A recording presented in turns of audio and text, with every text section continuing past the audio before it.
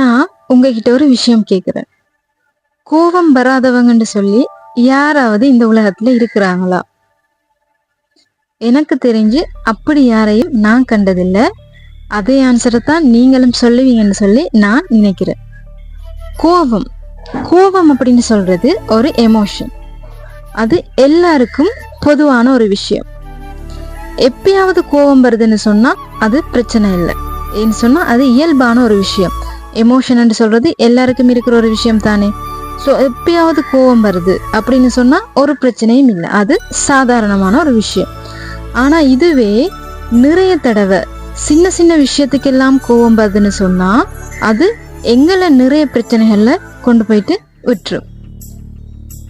நிறைய பேர் சொல்ற விஷயம் தான், நான் கோவப்படக்கூடாதுன்னு நினைக்கிறேன், கோவத்தை கட்டுப்படுத்தணும்னு சொல்லி நினைக்கிறேன், ஆனா என்னால முடியல. இங்க ஒரு விஷயம் பாத்தீங்கன்னு சொன்னா, கோபம் வாரது பிழையானது ஒன்று இல்லை. அதாவது கோபம் எல்லாருக்கும் வரும், ஆனா அந்த கோபத்தை நாங்க என்ன செய்யக்கூடாது, கட்டுப்படுத்த கூடாது. நல்லா ஞாபகம் வச்சுக்கொள்ளுங்க, எந்த ஒரு எமோஷனையும் நாங்க கட்டுப்படுத்த கூடாது. அதுக்கு மாறா என்ன செய்யணும்னு சொன்னா, எங்களுக்கு ஒரு எமோஷன் வருதுன்னு சொன்னா அதை நாங்க கையால பழகணும். அதாவது எமோஷனை மேனேஜ் பண்ண பழகி கொள்ளணும். கட்டுப்படுத்துறது ஒரு தவறான விஷயம்.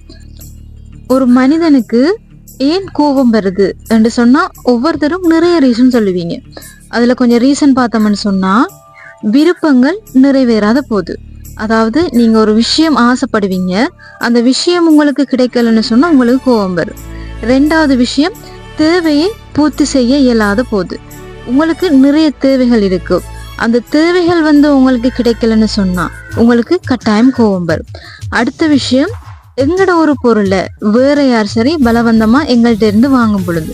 அடுத்தது, யார் சரி எங்களை பார்த்து கெட்ட வார்த்தைகள் பிரயோகித்தாங்கன்னு சொன்னா உங்களுக்கு கோபம் வரும். இதை தவிர பாத்தீங்கன்னு சொன்னா, உங்களோட உடல் அமைப்பை யார் சரி கேலி கிண்டல் செஞ்சா உங்களுக்கு கோபம் வரும். அதோட இப்ப எங்களுக்கு அதிகமா நாங்க பசியில இருக்கிறோம், எங்களுக்கு சாப்பாடே இல்லைன்னு சொன்னா எங்களுக்கு கோபம் வரும். இதை தவிர பாத்தீங்கன்னு சொன்னா, உங்க மேல யார் சரி பழி சுமத்துறாங்க, அதாவது செய்யாத தப்புக்கு உங்க மேல பழி சுமத்துறாங்கன்னு சொன்னா கோபம் வரும். இப்படி நிறைய காரணங்களை நாங்க அடிக்கிட்டே போகலாம். ஆனா கோபம் வர்றதுக்குரிய மெயின் ரீசன் பாத்தீங்கன்னு சொன்னா எதிர்பார்ப்பு. அதாவது இந்த விஷயம் இப்படித்தான் நடக்கணும்னு சொல்லி நாங்க எதிர்பார்த்து இருப்போம். பட் அந்த விஷயம் நீங்க எதிர்பார்த்தபடி நடக்கலன்னு சொன்னா கட்டாயம் உங்களுக்கு கோபம் வரும்.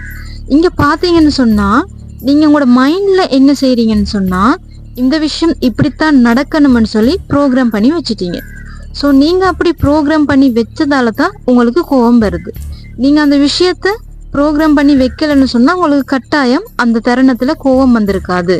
ஏன்னு சொன்னா, நீங்க என்ன செஞ்சிருப்பீங்க, அந்த தருணத்துல ஓகே இந்த விஷயம் இப்படி நடக்கணும்னு இருந்துச்சு, பட் நடக்கல, அப்ப நாங்க இதை எப்படி செஞ்சு கொள்ளலாம் அப்படின்னு சொல்லி யோசிப்பீங்க. ஆனா நீங்க ஏற்கனவே இந்த விஷயம் நடக்கலன்னு சொன்னா கோபம் வரும்னு சொல்லி ஃபிக்ஸ் பண்ணதால தான் உங்களுக்கு அந்த தருணத்துல கோபம் வந்துச்சு. ஸோ ஒரு விஷயத்த புரிஞ்சு கொள்ளுங்க, எந்த விஷயத்தையும் நாங்க எதிர்பார்க்க கூடாது. அதாவது இந்த விஷயம் இப்படித்தான் நடக்கணும்னு சொல்லி எதிர்பார்க்க கூடாது. ஏன்னு சொன்னா நிறைய எதிர்பார்ப்புகள் எங்களுக்கு ஏமாற்றத்தை தரும், அதோட முக்கியமா கோபத்தை தரும். ஸோ இப்படி கோபம் வரும் பொழுது அதனை நாங்க எவ்வாறு மேனேஜ் பண்ணி கொள்றது என்று சில விஷயங்களை சொல்றேன். ஸோ முடிஞ்சா ட்ரை பண்ணி பாருங்க. உண்மையிலேயே கோபம் என்று சொல்றது அடுத்தவங்க செய்யற தப்புக்கு எங்களை நாங்களே தண்டிச்சு கொள்ற மாதிரி. எங்களை நாங்க எப்படி தண்டிச்சு கொள்றோம்னு சொன்னா, இப்ப கோபம் வந்துச்சுன்னு சொன்னா உங்களோட உடம்புக்குள்ள நிறைய மாற்றங்கள் ஏற்படும்.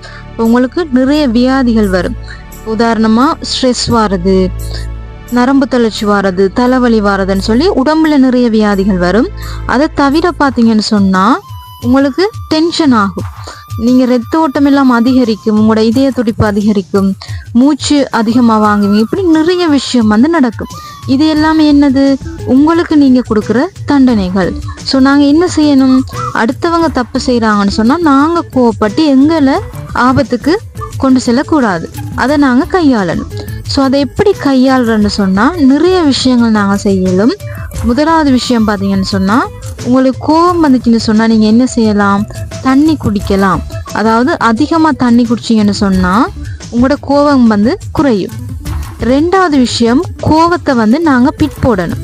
இப்போ கோபம் வந்துச்சுன்னு சொன்னா கோபத்தை வந்து நாங்க உடனே வெளிப்படுத்தக்கூடாது.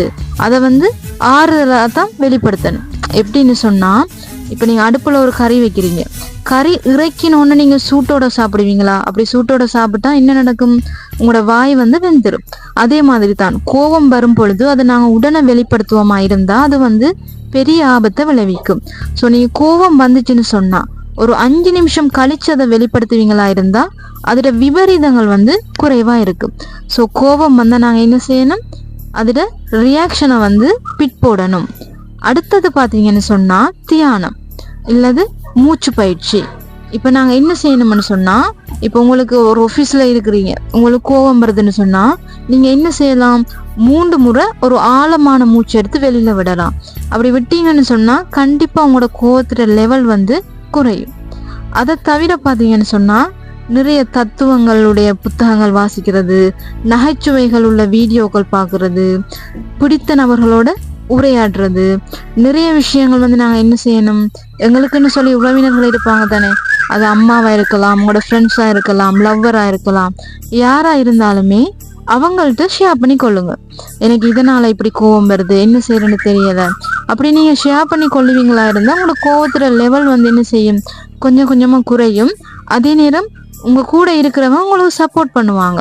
இந்த தருணத்துல நீ இப்படி செஞ்சிருக்கலாம், இப்படி கோவத்தை வெளிப்படுத்திருக்கலாம்னு சொல்லுவாங்க. ஸோ இப்படி சில விஷயங்களை நீங்க செய்வீங்களா இருந்தா கட்டாயம்